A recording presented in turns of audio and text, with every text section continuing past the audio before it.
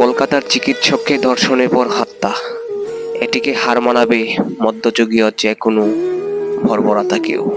কোথাও দাঁতের কামড় বসানো, কামড়ে মাংস তুলে নেওয়া, আর কোথাও হচ্ছে সরাসরি প্রেসার দিয়ে শ্বাসরোধ করে খুন করা। কি বলে চোখ থেকে রক্তক্ষরণ হতে পারে, মুখ দিয়ে রক্তক্ষরণ হয়, যৌনাঙ্গ দিয়ে ইনি হলেন মমিতা দেবনাথ, আরজিকর মেডিকেল কলেজ এর 31 বছর বয়সী চিকিৎসক। টানা 36 ঘন্টা ডিউটি শেষে সেমিনার রুমে বিশ্রাম নেওয়ার সময় তাকে ধর্ষণ ও হত্যা করা হয়। এই বিস্তারিত ঘটনা এতটাই লোমহর্ষক আর বীভৎস যা আমার ভাষায় বলে বোঝাতে পারবো না।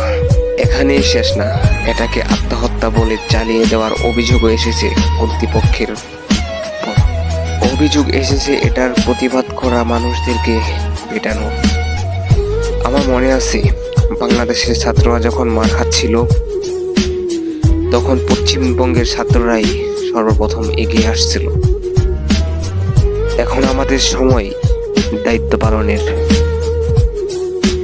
আমি মনে করি বাংলাদেশের ছাত্রদের দায়িত্ব শান্তিপূর্ণভাবে এই খুনের বিচার দাবি করা এবং অপরের মানুষদের পাশে দাঁড়ানো।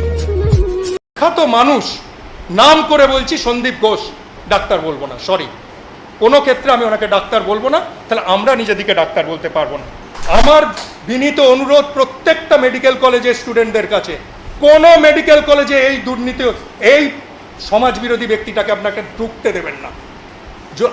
যদি তার জন্য যত রকম বড় আন্দোলন করতে হয় আমরা করতে রাজি।